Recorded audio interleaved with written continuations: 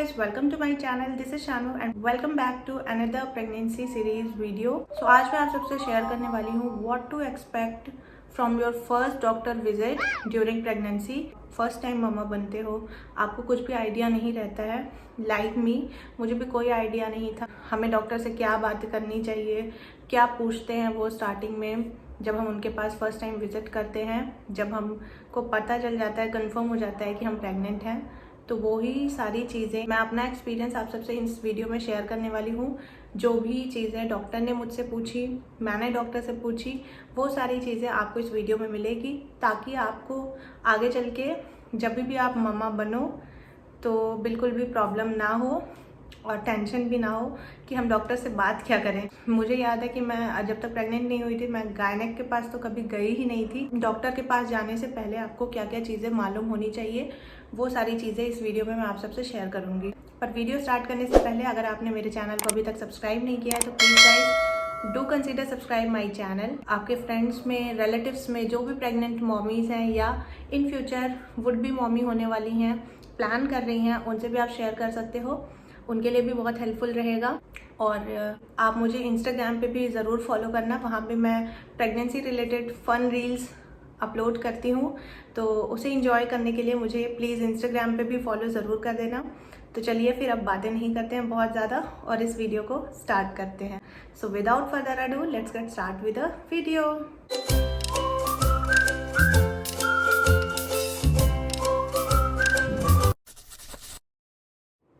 See every pregnancy is different. सबका अपना experience होता है.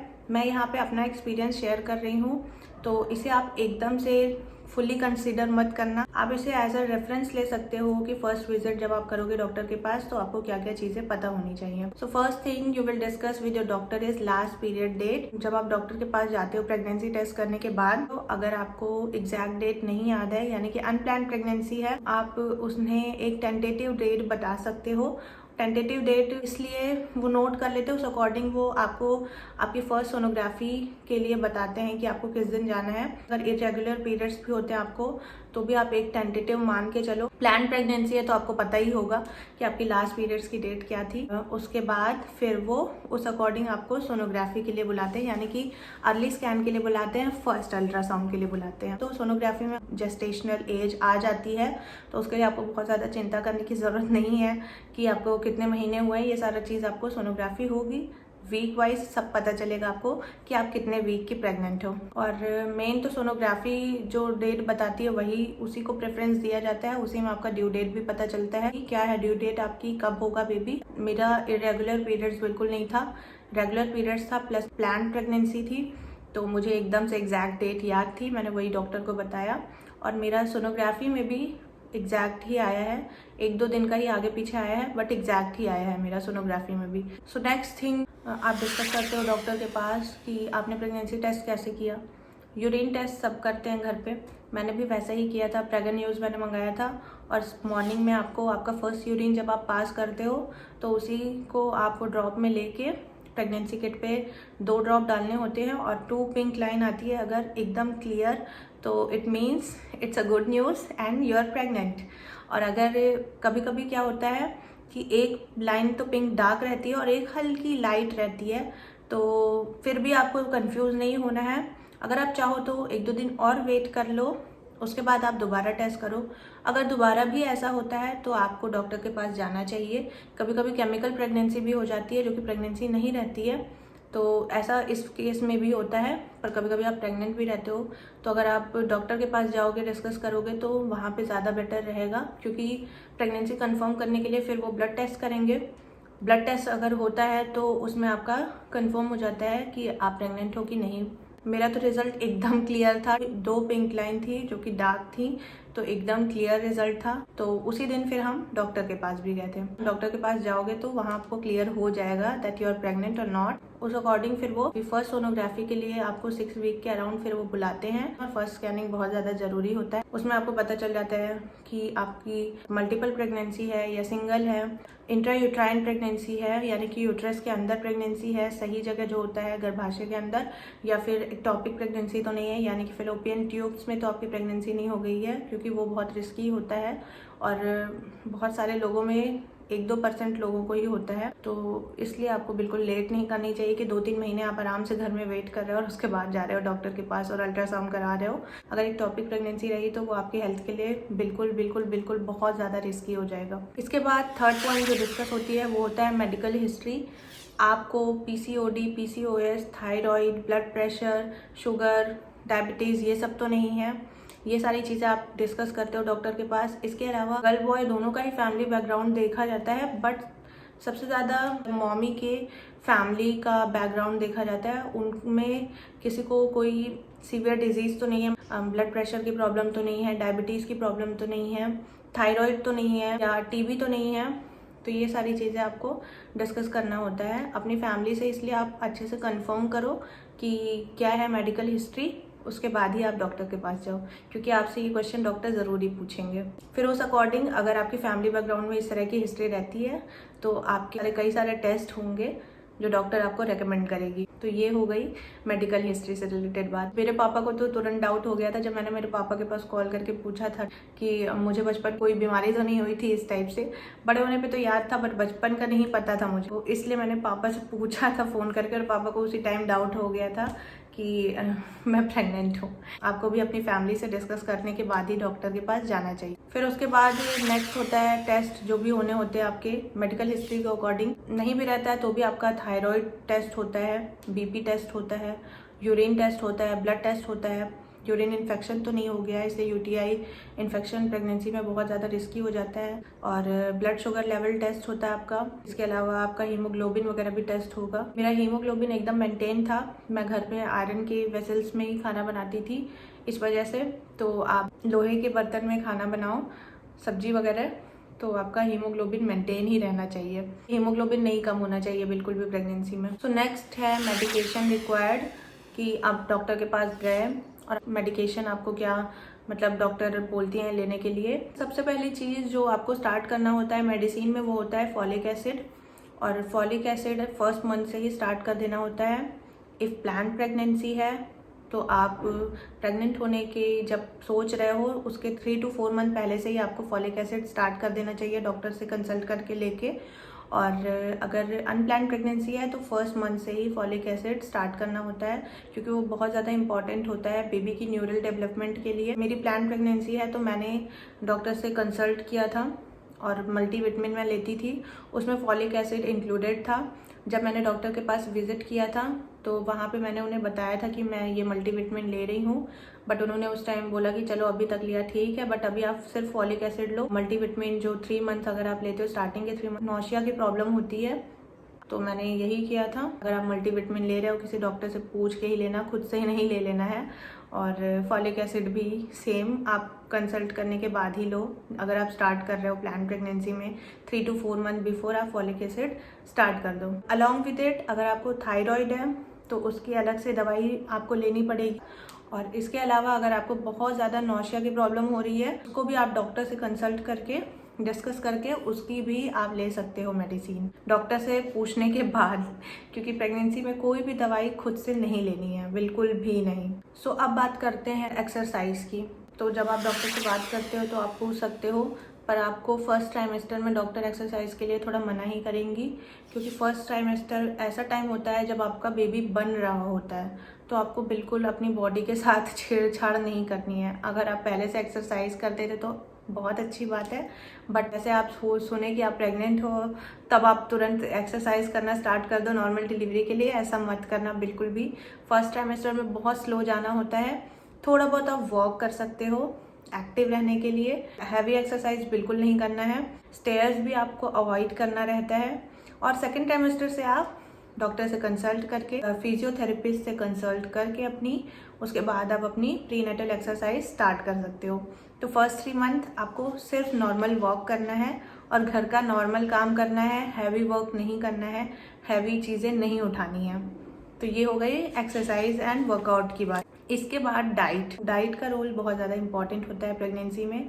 तो मैं डाइट में आपको कुछ डूज एंड डोंट्स बताती हूँ। सबसे पहले मैं डोंट्स बताती हूँ।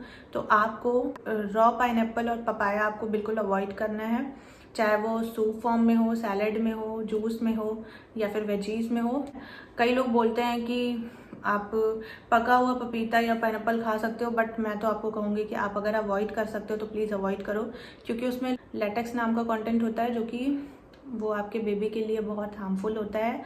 कभी कभी मिसकैरेज भी हो सकता है इसकी वजह से, तो प्लीज़ आप अवॉइड ही करिए पाइनएप्पल एंड पपाया को। इसके बाद आपको कैफीन इंटेक एकदम कम से कम रखना है।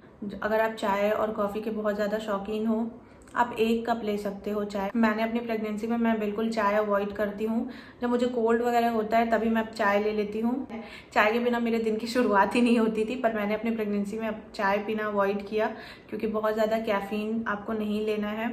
कॉफ़ी आप हो सके तो बिल्कुल अवॉइड करें तो वो ज़्यादा सही है। अगर आपको बहुत मन कर रहा है तो एक छोटा कप आप ले सकते हो दिन भर में। इसके अलावा आपको प्रोसेस्ड फूड अवॉइड करना है। कोक, पेप्सी, ये सारी चीज़ें, कोल्ड ड्रिंक एंड ऑल आपको अवॉइड करनी है, क्योंकि इनमें भी कैफीन होता है। बाहर के जो फ्रूट जूस आते हैं वो भी अवॉइड करना है, क्योंकि उसमें होता है शुगर, कलर, प्रिजर्वेटिव्स। तो ये सारी चीज़ें आपको अवॉइड करनी है। आप लेना चाहो तो आप फ्रेश जूस लो। एक चीज़ जो बिल्कुल नहीं करनी है आपको प्रेगनेंसी में, वो होता है स्मोकिंग एंड अल्कोहल। आप स्मोकिंग अगर पहले से कर रहे थे या जब तक आपको नहीं पता था आप प्रेग्नेंट थे, तो प्लीज़ उसके बाद तो बिल्कुल ही मत करना।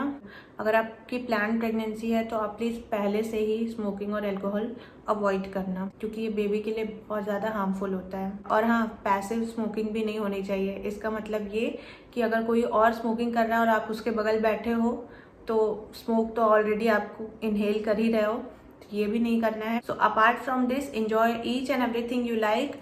बस आप होम कुक्ड फूड ज़्यादा लें।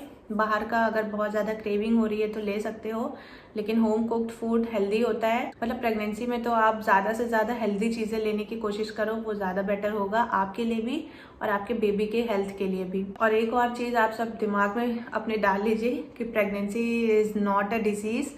ये एक बहुत ही ब्यूटीफुल सा मोमेंट होता है लाइफ का, तो इसे आप बिल्कुल इंजॉय करो।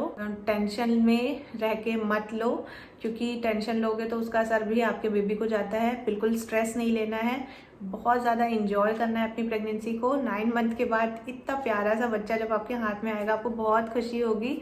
तो इसलिए अपनी प्रेगनेंसी में बिल्कुल स्ट्रेस नहीं लेना है, आपको एकदम हैप्पी रहना है, तभी आप हैप्पी बेबी और हेल्दी बेबी डिलीवर करोगे। खाने में आप जो भी ले रहे हो तो स्मॉल फ्रीक्वेंट मील लीजिए, यानी कि इकट्ठे आप सुबह उठे और ढेर सारा हैवी ब्रेकफास्ट ले लिया एक ही बार में, या हैवी लंच कर लिया एक ही बार में और सारा दिन ऐसे भूखे पड़े हो, फिर सीधे रात में डिनर कर रहे हो, तो ऐसा नहीं करना है आपको थोड़ी थोड़ी देर में लेना है चीज़ें। 2.5 से 3 घंटे के बीच आपको थोड़ा बहुत कुछ खाना है। तो जैसे कि आप लंच में दाल, चावल, रोटी, सब्जी पूरा लेते थे खाना, आप चाहें तो उसे डिवाइड करके ले सकते हो।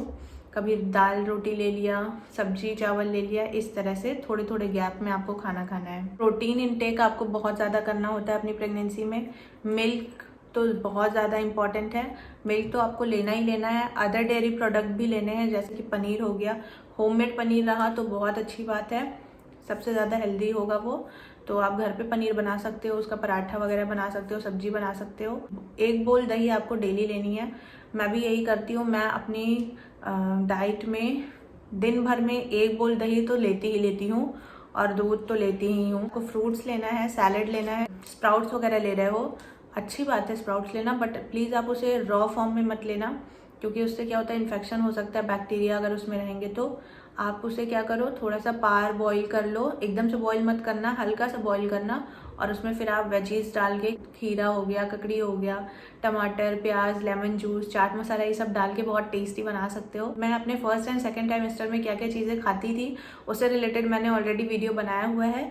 इस वीडियो के पहले या फिर इस वीडियो के बाद मैं अपलोड करूंगी। प्लीज़ मेरे प्रेगनेंसी सीरीज प्लेलिस्ट में जाके उस वीडियो को ज़रूर देखना, आपको बहुत सारे हेल्दी ऑप्शंस मिल जाएंगे उसमें। इसके अलावा आपको दाल ज़रूर लेना है, ग्रीन वेजीज लेना है। ग्रीन वेजीज लोगे तो उसमें फाइबर होगा, और फाइबर बहुत ज़्यादा इंपॉर्टेंट होता है, क्योंकि आपको कॉन्स्टिपेशन की प्रॉब्लम होती है प्रेगनेंसी में, तो आपको फाइबर लेना है। एप्पल लेना है, एक डेली एप्पल आप ले सकते हो, उसमें भी फाइबर होता है। और ड्राई फ्रूट्स की बात हो गई तो आप प्लीज़ अपने डॉक्टर से बात कर लेना। कई लोग बोलते हैं कि ड्राई फ्रूट्स नहीं लेना चाहिए, गर्म करता है बहुत।